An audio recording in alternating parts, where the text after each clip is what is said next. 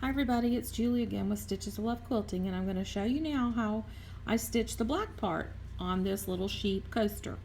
Now, when you're doing applique stitching, you want to stitch from the bottom up. In other words, what's behind. So his feet were put down first, so I want to stitch his little feet first, and then I would stitch around the body, and then I am going to stitch the face in black, even though it's white, because I think that'll be cute.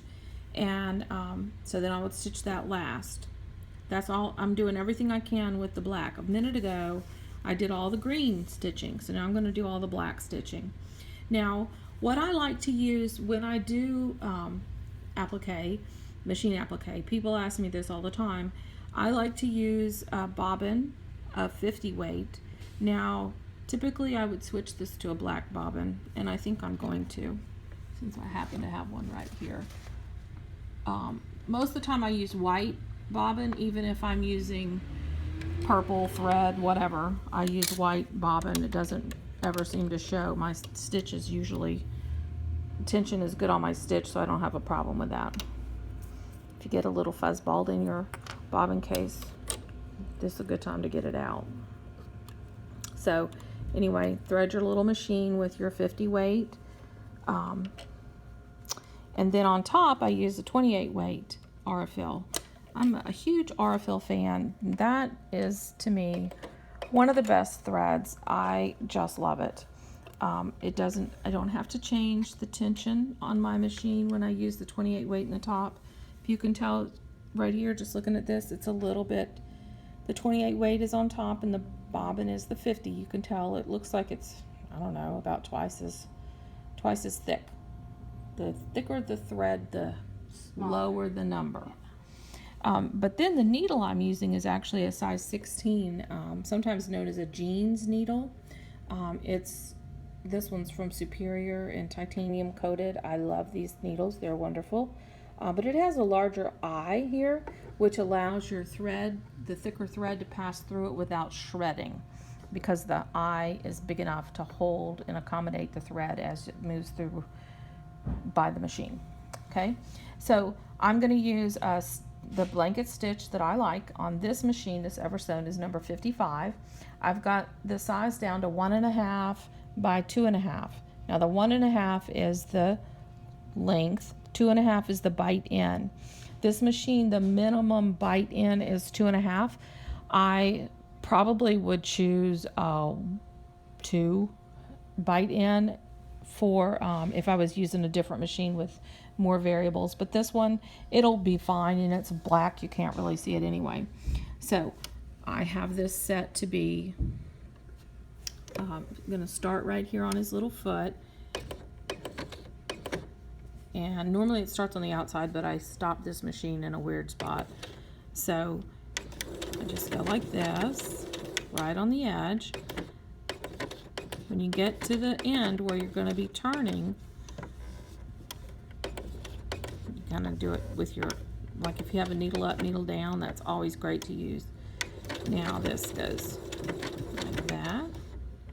Now my needle is hitting the very outer edge beside the fabric, except, and that's what you want, except when I first started there, I didn't. And I don't know if you noticed, but there was a few little threads kind of, see right here, kind of shredded the foot on the little guy. You can go back later and trim that. Generally with your little scissors, you can snip any little thread, or some people like the look of that, but depends on what you want. So now I'm just gonna, for simplistic purposes, move that aside, because normally we would, well, why don't you tie it now? Because they can...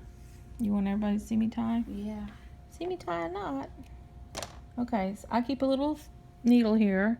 This is actually a tulip needle, number 24 chenille needle.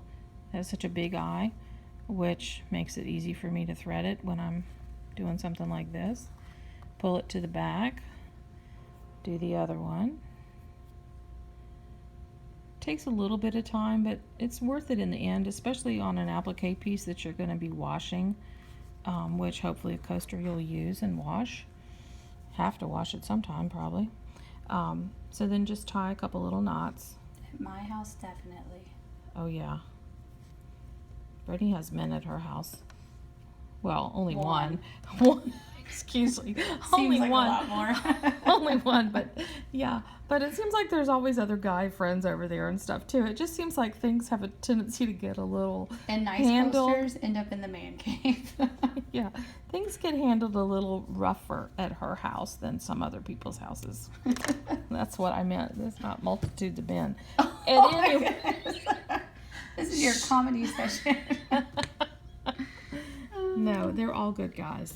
Very nice, sweet guys. Okay, I'm going to move on and show you stitching. I'm going to take this to a bigger stitch, bigger as in 2 by 2.5, for the black body here of the sheep, because he's a little black sheep.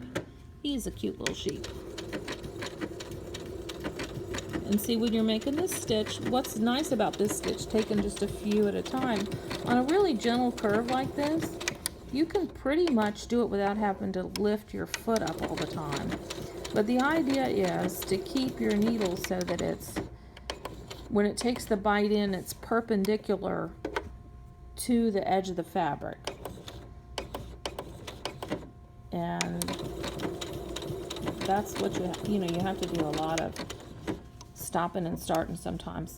A knee lift on your machine is really great. If you have a machine with a knee lift, you can learn how to just give your right leg a little dip over and kick that little presser foot up a second. Or I know there's even some machines that do it automatically, and I'm not sure what the brand is for that. Not this little machine.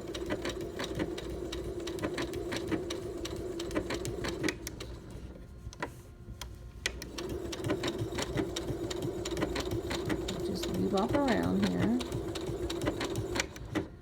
What happens if you don't do your needle perpendicular to your fabric, your stitches look slanted. That's why if you notice sometimes on round things especially, people don't always lift up and keep their stitch so that it's perpendicular. The stitches will be slanted and it looks like well, slanted stitches going around a ball. What else? We're very descriptive today. Yeah, it's not Monday, but it feels like Monday. See, it's so dark in here, I can't even tell where I'm at. I think I'm right there. Yeah, so there we go. Like this. Oh, move my light, Brittany. Oh, I thought I was helping. No, thank you. Oh. Of course, as I've probably said already, I don't have my bifocals on. Bifocals help too. Bifocals and lots of light when you're working with black. I'm trying to make sure that doesn't stitch right on top of my green. Oh good, it missed it. There. Now, I'm going to lift this up and pull away to tie this off.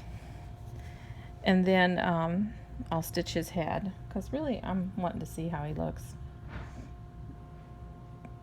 He's a he. They're all he's. To me, sheep are he's. They're kind of girly on the fabric. Are they girly? They wear little flower necklaces and Well, have flowers in their hair. they're just stylish sheep then. But I don't know.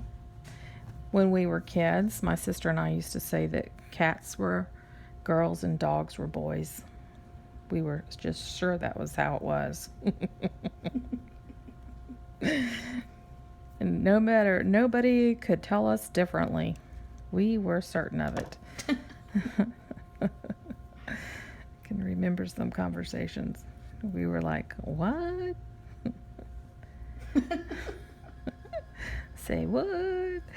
Okay, 2 little knots, snip that off, and now we're going to do his head. Now, I'm going to start, and I like to start in a corner, kind of, because it just gives you a nice little better ending point. Now, this machine I know rocked in on the last one, so I'm going to let it rock in about right here, and then rock out. Yep.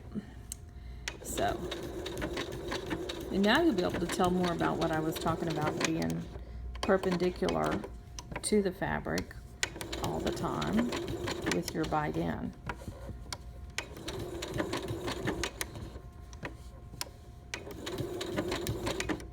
It does require lots of stopping and starting, and having needle up, needle down is a wonderful feature on a machine for applique. I'm going to get this thread out of our way. There we go.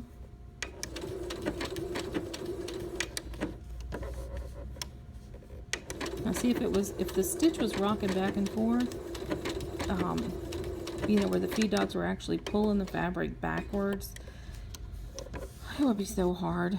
One of my earlier years ago, before I had some different machines that did more of a variety of stitches, that's what I had to use, and I tell you, it just about drove me batty. But fortunately now, most everybody has a machine that has more stitches available to us, especially with blanket stitches. Well, now the Eversewn. And now there's this little Eversewn that Even little kids can blanket stitch now. Yeah, so many children are using this machine. It's a great little machine. This one is our demo machine here at our studio, and I've been using this one since June of last year, and it's still doing just great. And it gets used. All samples. Yeah, it gets used a lot. My bigger machines I still have here, but this one's just so convenient right here. And here at the office, I like to sit and sew in front of a window, and that's where this one just happens to be. So this is the one that I go to. Yeah. It's really a French door. Yeah, it's a French door actually. And normally there's so many leaves on the trees outside that I only see beautiful trees, but right now it's almost ready to be springy, and the leaves haven't just popped in yet. Okay, so this is, I've come back to where I was. I'll pull that out, and see, I think that's cute with the little black stitching on the white part of the black sheet. So, go thread my little needle again. Now in this particular case, with this machine starting the way it did, and it started on an out or an in part of the stitch, I'm going to actually bring my needle back in here, there, because I like the look of that better. You don't have to, you can put your stitch wherever you want it to be. It's your stitch, you know. As some people like to say, you are the boss of your quilt. You are the boss of your mug rug too. Coaster, whatever this is, little thing. So now, I'm getting a little bit of a mess here. There, these are close enough. And see, that one is out there. That's on the outside. That's the one where it started. But I can tie this and it'll be fine, because I know that I'm going to have a backing on this. It's going to be sealed in here. It will be just fine to do what I just did, which normally I would not do. Sometimes it's fun to know that you did something that's... Especially when you're being the black sheep. Yes. Bump. As the black sheep. Maybe I'm the black sheep of the family. Okay, so now I still have to do his little feet. But I doubt that y'all want to really watch me do his little feet. And the heart. And the heart and the flower need to be done. But he's basically almost done. But everybody gets the gist now. Yeah, I'll have the gist. And Show the other one finished. Here's the other one. So we'll have, in the set, you could make two of these white sheep, one black sheep, because for some reason there's always only one black sheep. And actually, I heard Australia doesn't even have black sheep. I don't understand that. I need to do further investigation on that. And then the fourth of the set is the little flower, a little green grassy hill with more of these flowers sticking up off the hill. So we hope that you enjoy these. I hope that everybody has fun making them.